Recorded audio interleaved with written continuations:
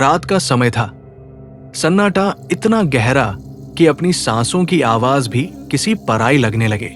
गांव के बाहर जंगल की ओर फैलती एक टूटी पगडंडी, और उस पगडंडी के आखिर में खड़ा था मृत मंदिर। कहते हैं उस मंदिर में आधी रात को एक घंटी बजती है, वो घंटी जिसे कोई इंसान नहीं बजाता, और उसी घंटी की आवाज के साथ दिखती है एक विशाल काली नागिन। लेकिन असली डर तो तब शुरू होता है जब यह पता चलता है कि नागिन अकेली नहीं होती, बल्कि उसके साथ कुछ ऐसा भी है जिसकी छाया भी इंसान को पागल कर दे। बड़गांव से लगभग 2 किलोमीटर दूर एक घना जंगल था, जहां पेड़ों की शाखें आपस में जुड़कर दिन में भी अंधेरा बना देती। उसी जंगल के बीचों बीच एक पुराना टूटा फूटा मंदिर था। गांव वाले उसे मृत मंदिर कहते थे। कहते हैं कि बरसों पहले यहां एक तांत्रिक साधना किया करता था। लोगों का मानना था कि वह किसी कालिना की पूजा करता था और उसकी साधना गलत दिशा में चली गई। एक रात भयंकर आग लगी और मंदिर के अंदर से तांत्रिक की दहाड़ जैसी आवाजें आईं। जब लोग सुबह पहुंचे तो मंदिर पूरी तरह जल चुका था, लेकिन तांत्रिक का शव आज तक नहीं मिला। उस दिन के बाद से मंदिर के बारे में एक ही बात कही जाती थी, वहां इंसान की आवाज नहीं, सर्पों की फुफकार गूंजती है। और सबसे डरावनी बात, आधी रात को मंदिर की टूटी घंटी अपने आप बज उठती है। गांव में रहते थे 3 दोस्त।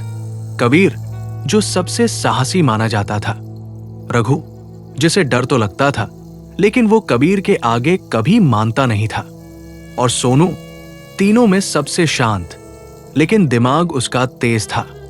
एक रात पूरा गांव डर के साए में सोया हुआ था। कारण था, पिछले 3 दिनों से आधी रात बिल्कुल 12 बजे मृत मंदिर की घंटी बजती थी। गांव वाले कहते, फिर से वही काली नागिन दिखी है, कोई बड़ा अनिष्ट होगा। कबीर ने ये सब सुना तो बोला, डरने की क्या जरूरत, चलो आज रात जाकर देखते हैं कि सच में क्या है।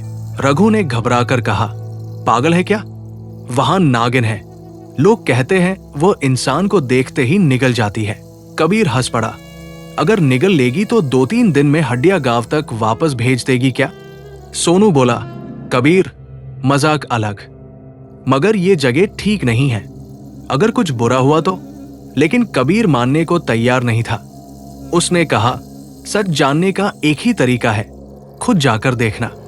आखिरकार हिम्मत और मूर्खता के बीच फंसे दोनों लड़कों ने फैसला किया कि वे रात 12 बजे मंदिर देखने जाएंगे। घनी रात, तेज हवा और सन्नाटा ऐसा कि पत्तों की सरसराहट भी डर दिला दे।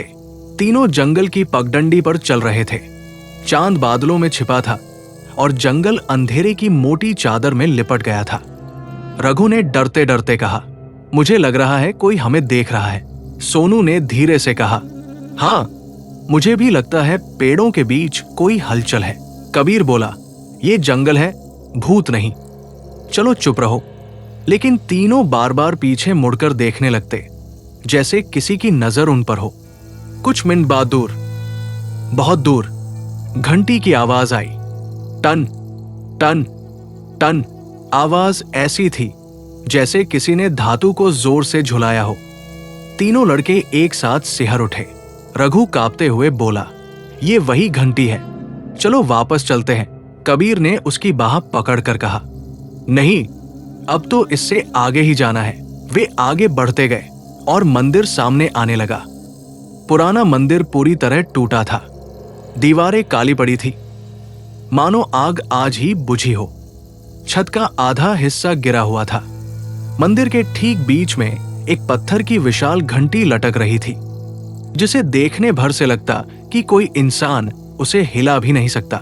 लेकिन सबसे डरावनी चीज थी, घंटी नीचे रखी हुई थी, लटकी हुई नहीं। इसके बावजूद वो अपने आप हिल रही थी। सोनू फुसफुसाया, अगर ये लटकी ही नहीं है तब बस कौन रहा है। रघु ने आंखें बंद कर ली। हे भगवान, कुछ तो गलत है। अचानक हवा में एक अजीब सी ठंडक फैल गई। तभी कबीर चिल्लाया, देखो उधर। तीनों ने एक साथ देखा। मंदिर के अंधेरे दरवाजे में एक विशाल काली नागिन धीरे धीरे बाहर निकल रही थी। उसका शरीर मोटे पेड़ के तने जितना था। आंखें अजीब नीली चमक से जगमगा रही थी। उसकी फुफकार से हवा कांप रही थी, लेकिन उसकी चाल इंसानी लग रही थी, जैसे वो किसी की तलाश में हो। तीनों लड़के चुप होकर पत्थर के पीछे छिप गए। कबीर ने धीरे से कहा, चुप रहो, हिलो मत। नागिन ने अपना सिर ऊपर उठाया। फिर उसने जो किया उसे देखकर तीनों की सांसें रुक गई। नागिन पीछे मुड़ी और मंदिर के अंदर किसी से इशारा किया। छायाओं के बीच से 3 और आकृतियां बाहर आई। पहली, एक काला लबादा पहने आदमी। उसके चेहरे पर झुलसने के निशान थे, आंखों में लाल आग जैसी चमक। दूसरी, एक सापमानव जैसी आकृति, आधा मनुष्य आधा नाग। उसकी चमड़ी काली और फटी हुई थी। तीसरी, एक नन्हा बच्चा, पर उसकी आंखें चमक रही थी। नीला प्रकाश उसके शरीर के अंदर से झलक रहा था। रघु कांपते हुए बोला, ये क्या है? सोनू के शब्द गले में अटक गए। कबीर, ये सिर्फ नागिन नहीं, ये पूरा काला कुल है। उस काले लबादा वाले आदमी ने गहरी आवाज में कहा, घड़ी पूरी हो चुकी है, आज रात फिर एक आत्मा चाहिए। मंदिर जाग चुका है, नागिन फुफकार कर जवाब देती, आत्मा पास ही है। उसी वक्त मंदिर की घंटी अपने आप जोर से बज उठी। टन टन टन। ये आवाज तीनों लड़कों के कानों को काटने लगी। कबीर ने ध्यान से देखा। वो काला लबादा पहने आदमी वही था जिसके बारे में गांव में कहानियां सुनाई जाती थी। वही तांत्रिक जिसके बारे में कहा जाता था कि वो मर गया, लेकिन वो मरा नहीं था। वो यहां नागिनों के साथ अपने लिए इंसानी आत्माएं खोज रहा था। तांत्रिक ने अपने हाथ उठाए और हवा में मंत्र पढ़ने लगा। जैसे ही वो मंत्र बोलता, नागिन की नीली आंखें और तेज चमकने लगती। आसपास की हवा सर्पों की फुफकार से भर जाती। जमीन हिलने लगती। तीनों लड़के अब डर से पागल हो चुके थे। रघु रोते हुए बोला, हम यहां क्यों आए? हमें निकलना चाहिए। सोनू ने कहा, अगर हम हिले तो ये हमें देख लेंगे। लेकिन कबीर की नजर मंदिर के अंदर थी। वहां एक पुरानी शिला पर कुछ लिखा था, मानव रक्त से जागृत, नागिन के आंसुओं से मुक्त। जो आएगा यहां, वो कभी लौटकर नहीं जाएगा। अचानक तांत्रिक ने उसी दिशा में देखा जहां तीनों छिपे थे। उसकी आवाज गूंजी, कौन है वहां? नागिन तुरंत फुफकारती हुई उनकी ओर बढ़ी। कबीर ने फुसफुसाया, भागो।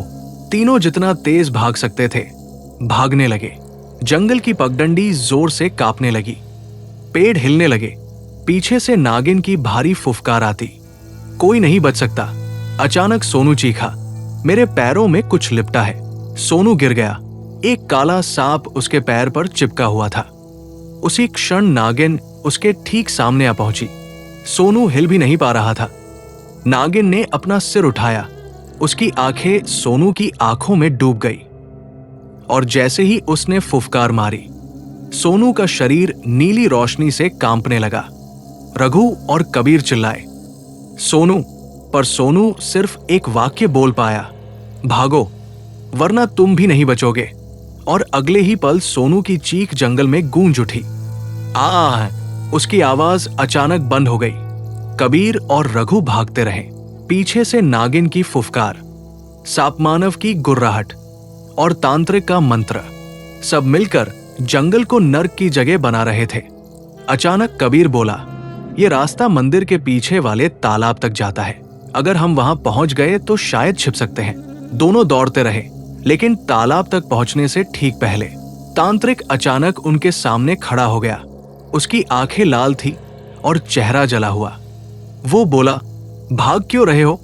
मृत मंदिर में आने के बाद कोई वापस नहीं जाता। रघु कांपते हुए बोला, हमें जाने दो, हम वापस नहीं आएंगे। तांत्रिक हंसा, वापस तो तुम वैसे भी नहीं जाओगे। उसने हाथ उठाया और जमीन से काले सर्प निकलने लगे। कबीर ने पास रखा एक मोटा डंडा उठाया और सापमानव पर हमला कर दिया। रघु ने एक पत्थर उठाकर नागिन पर फेंका, जिससे वो गुस्से में और भयावह हो गई। तांत्रिक चिल्लाया, अरे मूर्खो, इससे मेरा कुछ नहीं बिगड़ेगा। और उसने एक ऐसा मंत्र बोला कि हवा नीले धुएं में बदल गई। नीला धुआं रघु के शरीर में घुसने लगा। रघु चिल्लाया, कबीर, मुझे बचा। कबीर ने रघु को पकड़ा, लेकिन धुआं उसे पीछे खींचने लगा, जैसे कोई अदृश्य हाथ हो। अचानक रघु का शरीर सख्त हो गया, आंखें पलट गई, शरीर पर काली लकीरें उभर आई। रघु ने कबीर की ओर देखा, पर वो अब इंसान नहीं था। उसकी आंखों में नाग जैसा चमकदार नीला प्रकाश था। वो कबीर पर झपट पड़ा। कबीर ने किसी तरह उसे धक्का दिया और भागने लगा। भागते भागते कबीर मंदिर के सामने आ गया। मंदिर के द्वार पर वो बच्चा खड़ा था, जिसकी आंखें नीली थी। कबीर ने देखा, वो बच्चा मुस्कुरा रहा था, पर उसकी परछाई जमीन पर नाग की तरह हिल रही थी। उसने कबीर से कहा, यहां आने का मतलब है, तुम्हें चुना जा चुका है। अचानक मंदिर की घंटी अपने आप इतनी जोर से बजी कि कबीर गिर पड़ा। नागिन, तांत्रिक और रघु सब उसके पीछे आ गए। तांत्रिक ने कहा, आज की आत्मा मिल गई। नागिन उसकी ओर बढ़ी। उसकी आंखें अब लाल हो चुकी थी। उसने कबीर के सिर के पास फुफकार मारी, तू वापस नहीं जाएगा। और उसी पल मंदिर की दीवारें नीली रोशनी से चमक उठीं। कबीर की आंखें बंद हो गई। अगली सुबह गांव वाले जंगल की ओर गए, क्योंकि रात को चीखें कई लोगों ने सुनी थी। जब वे मंदिर पहुंचे, उन्हें कुछ भी नहीं मिला। न मंदिर, न घंटी, न नागिन, न तांत्रिक। सिर्फ जमीन पर 3 गहरी नीली लकीरें थी, जैसे किसी को घसीटकर दूर ले जाया गया हो।